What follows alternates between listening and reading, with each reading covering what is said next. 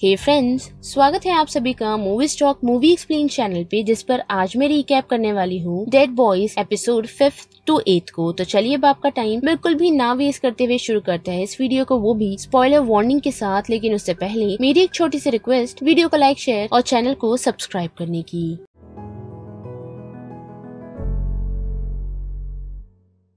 तो बड़े 5th episode की तरफ, जिसे देखकर हमें समझ आता है कि प्यार काफी ही कॉम्प्लिकेटेड है, जो चीज हमारे डेड बॉय डिटेक्टिव्स और उनके दोस्तों ने सीखा, वो भी इसी एपिसोड में। जिसके लिए बढ़ते हैं एपिसोड की तरफ, जिसकी शुरुआत हमें फिर से एक इन्वेस्टिगेशन से दिखाई जाती है, जो इस बार 2 हाई स्कूल लड़कों की है। जिसकी इन्वेस्टिगेशन करते हुए उन लोगों को पता चलता है कि जिन 2 शख्स का मर्डर हुआ है, वो लोग ज्यादा अच्छे लोग नहीं थे, यानी कि ज्यादा अच्छे शख्स नहीं थे, जो अक्सर अपने दोस्तों और खास करके लड़कियों को काफी परेशान किया करते थे। जिस वजह से ही ऐसे ही एक दिन उन 2 लड़कों में से एक की गर्लफ्रेंड ने उसे न्यूड्स भेजे, जिसे वो लोग दूसरे दिन पूरी स्कूल में भेजने वाले थे। जिस कारण उससे डरकर उस लड़की ने ये सोचा कि वो उन्हें ड्रिंक में कुछ ऐसी चीजें मिलाकर दे दे जिससे वो बेहोश हो जाए, जिसके बाद वो अपनी उन पिक्स को डिलीट कर देगी। पर अनफॉर्चुनेटली ऐसा नहीं हुआ, जिस वजह से उन 2 लड़कों की मौत हो गई। जिनका केस सॉल्व होने के बाद जैसे ही वो लोग उन लड़कों को इस बारे में बताने के लिए पहुंचते हैं, तो वहां पहुंचते ही उन्हें पता चलता है कि वो 2 शख्स इन चीजों से सेटिस्फाइड नहीं, क्योंकि उन्हें ऐसा लगता है कि जो उन लोगों ने किया वो सही था और वो लड़की वही डिजर्व करती थी। जिससे हमें समझ आता है कि उन लोगों की सोच कितनी खराब थी और उन लोगों के साथ ठीक वैसा ही होता है, क्योंकि हम देख पाते हैं कि उन्हें हेल में ड्रैग कर लिया जाता है। पर वही दूसरी तरफ बात करें क्रिस्टल की, तो हम देख पाते हैं कि उसने चार्ल्स को फ्रेंड जोन कर दिया है, यही सोचकर कि उसकी लाइफ काफी कॉम्प्लिकेटेड है, वो भी एक रिलेशनशिप के लिए। जो सच भी है, क्योंकि हम नोटिस कर पाते हैं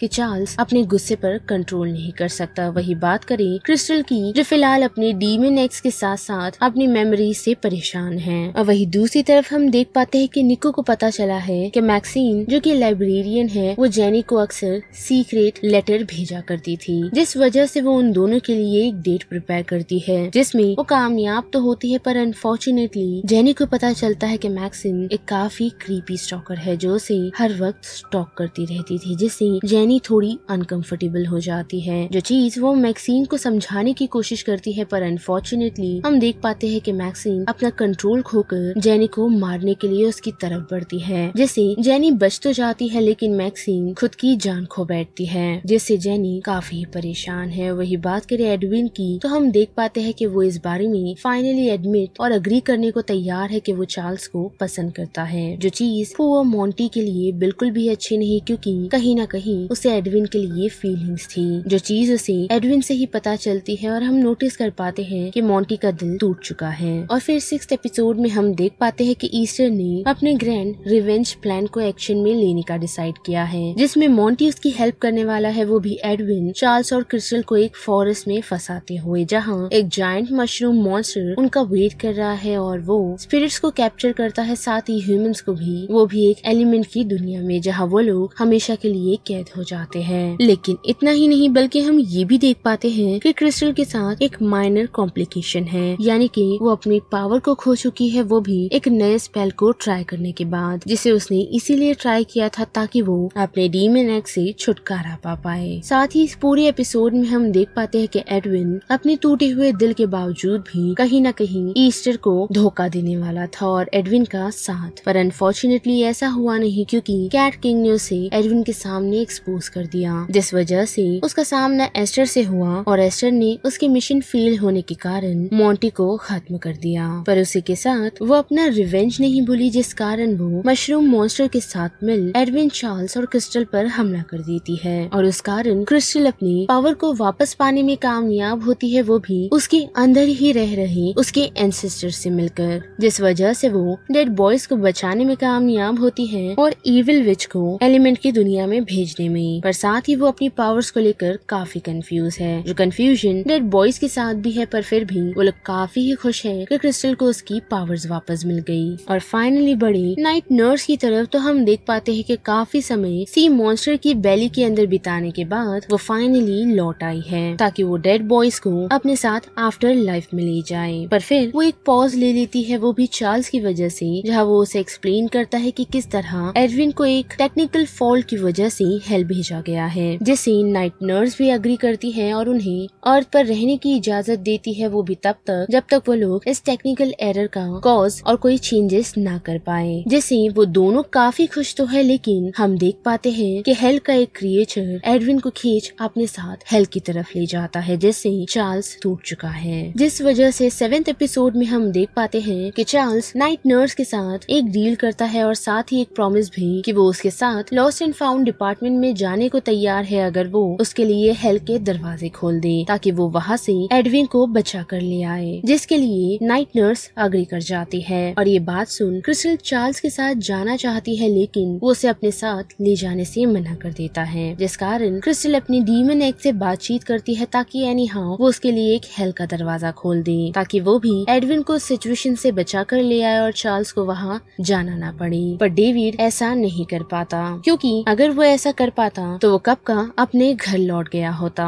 पर उसी के साथ हम देख पाते हैं कि जब उसका और क्रिस्टल का सामना होता है तो डेविड एक मिस्टेक कर देता है, वो भी जेनी को पजेस कर, जिस कारण क्रिस्टल को मौका मिल जाता है अपनी न्यू शाइनी पावर को इस्तेमाल कर उससे अपनी मेमोरीज को वापस लेने का, जिसमें वो कामयाब भी होती है और साथ ही अपने माइंड में उसे मैजिकल ट्री के नीचे दफन कर देती है। अब वही बड़े हेल की तरफ तो हम देख पाते हैं कि एक जायंट मॉन्स्टर जिसका सर बेबी डॉल का है वो एडविन को चेस कर रहा है और उसे पकड़ उसकी बॉडी के थोड़े थोड़े पार्ट्स को उससे उखाड़ रहा है, जिससे काफी बचते हुए एडविन की मुलाकात फाइनली चार्ल्स से हो जाती है। जिसके बाद वो दोनों यहाँ से निकलने का रास्ता ढूंढ रहे होते हैं, वो भी रास्ते में काफी हॉरिफिक चीजों को विटनेस करते हुए, जिस वजह से एडविन अपने साहस को एकजुट करते हुए चार्ल्स से उसकी फीलिंग को कन्फेस करता है, जो चार्ल्स के लिए सेम नहीं, पर फिर भी वो उसे रीअश्योरेंस देता है कि अभी भी उनकी फ्रेंडशिप में कोई भी दरार नहीं आई, बल्कि वो उसके लिए काफी इम्पोर्टेंट पर्सन है। और जैसे ही वो लोग बचकर हेल से वापस लौट आते हैं तो नाइट नर्स अपनी डील को खत्म करना चाहती है, वो भी चार्ल्स को अपने साथ ले जाकर। बट थैंकफुली नाइट नर्स ने एक मिस्टेक कर दी है, वो भी निको को अपनी स्टैंडर्ड ऑपरेशनल की प्रोसीजर बुकलेट पढ़ने के लिए दे दी है, जिस वजह से उसे ना चाहते हुए लड़कों को अकेला छोड़ना पड़ता है, क्योंकि टेक्निकली जब दोनों लड़के अब हेल से लौट आए हैं तो उन्हें वहाँ वापस भेजने के लिए या फिर अपने साथ वापस ले जाने के लिए एक फॉर्म को फिल करना होगा, जिस वजह से ना चाहते हुए नाइट नर्स को वहाँ से जाना पड़ता है। और फिर बड़ी फाइनल एपिसोड की तरफ, जिसकी शुरुआत हमें क्रिस्टल से दिखाई जाती है, जो अपनी मेमोरीज को रीगेन तो कर रही है, लेकिन उसी के साथ उसे पता चलता है कि डेविड के पोजीशन के पहले वो बिल्कुल भी अच्छी इंसान नहीं थी, जिस कारण वो पोर्ट टाउन को छोड़कर जाने का डिसाइड करती है और अपने नए दोस्तों को भी, ताकि लंदन जाकर वो अपनी लाइफ को सॉर्ट आउट कर सके। पर जा नहीं पाती क्योंकि उसे पता चलता है कि ईस्टर ने जेनी की शॉप को बर्बाद कर दिया है और वहाँ से उसने एडविन और चार्ल्स को किडनैप कर लिया है, वो भी अपने बनाए हुए गोस्ट टॉर्चर डिवाइस से, जिस डिवाइस की मदद से वो उनकी पावर को एक्सट्रैक्ट कर रही है, जिस कारण वो उन्हें टॉर्चर कर पा रही है, जिसे उसने एडविन पर इस्तेमाल किया है ताकि उन लोगों की मदद से वो पूरे पोर्ट टाउन को टेक ओवर कर सके। पर हम देख पाते हैं कि क्रिस्टल और निको सबसे पहले कैट किंग के पास जाते हैं ताकि वो लोग ईथर की कोई इन्फॉर्मेशन कलेक्ट कर पाए। जहाँ जाते ही उन लोगों को पता चलता है कि ईथर का कनेक्शन लिलिथ के साथ है और वो इस बात को कभी भी अप्रूव नहीं करेगी कि विचेस अपनी ब्यूटी को वैसे ही रखने के लिए उनके स्नेक को